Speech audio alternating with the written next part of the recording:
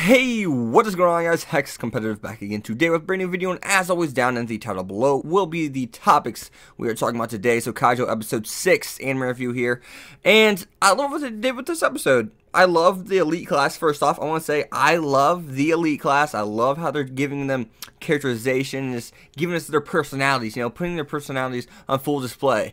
So originally I thought maybe these girls will be looked upon like an outcast, right?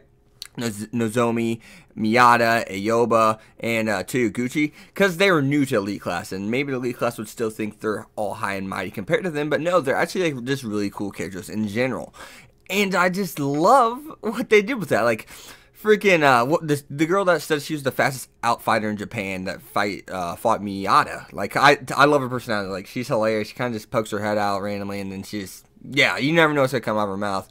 And of course, you got the number one in the elite class. I can't remember her name, but the blonde-haired girl that has a titty hypnosis technique, which was quite interesting.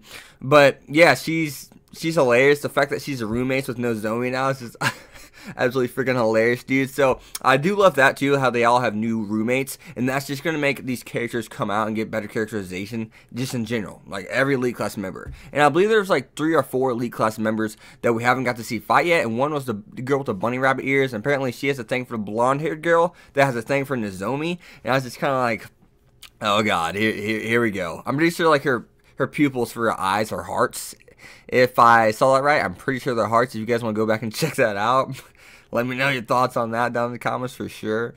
I mean, but we actually get a lot of characterization for Nozomi too. We found out she has a sister. Like, that was really unique, and at the end we found out that she has some kind of weakness with her body, and she has to figure that out.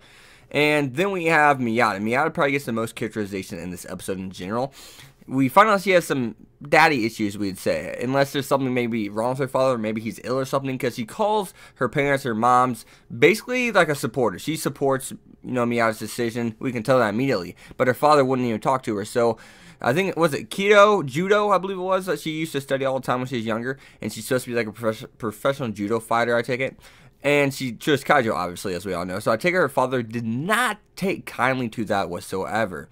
I mean, I can only imagine. I can only imagine, right? And we can relate to that. We can relate to that because definitely parents, grandparents that said, you need to play this sport more than this sport. You can go farther than that, probably. You can go farther than this, in this than you could that. Even though you're better at the other sport, they want you to play a different sport. Or maybe you're more passionate about the other sport. You're not as good as you are at the sport they want you to continue, pursuing and trying to go as far as you can in.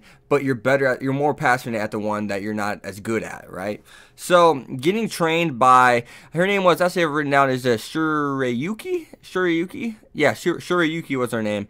And she's the Lady Missile, and we saw her literally just destroy Nozomi in one hit. And Nozomi couldn't even get a hit on her. So that, like, just the strength balance, the skill balance between pros and the elite class, which are looked upon as, these are supposed to be the next best thing. These are supposed to be the women that come in and surpass everybody else, right? This is the next generation that's gonna, have the younger generation that's gonna be coming up after them look up to them, right? Like they do the elite class, like the elite class does now to these other pro players.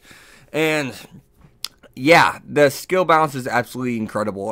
I loved it. I'm glad that Nozomi really has to freaking work. She has to work for what she gets, right? She has to work in order to become a pro player. Like, it seems as if she's just kind of like, all right, I got the butt vacuum cannon, I'm all good to go. And I was hoping maybe something cool would happen with the butt vacuum cannon whenever she's fighting Sheo Zuruki. I got her name so hard to pronounce. I don't have it memorized yet. Sorry about that.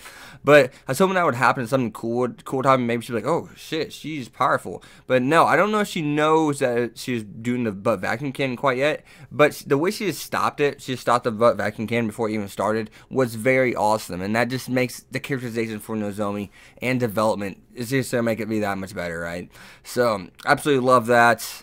I'm looking forward to what's happening with the outfighters. I really want to watch the freaking counter fighters fight, man. I think Toyoguchi's probably a counter fighter from what I've seen. Looks like she has nullification power. So, yeah, Toyoguchi. I want to see her class fight. Counter fighters. I don't think we got to see one single counter fighter fight yet, have we? Unless Ayoba's one too. Ayoba's probably a counter fighter too, now that I think about it. Yeah. Because she's definitely not an outfighter. Yeah, so she'd be a counter fighter too. So I'm really interested in the counter fighters, guys. I want to see the counter fighters. I got to see it, the counter fires. So, other than that, guys, love the episode. As always, you have been Hex. Be sure to leave a like, comment, subscribe. Follow me on Twitter at Hex25. I will see you guys next time. Peace.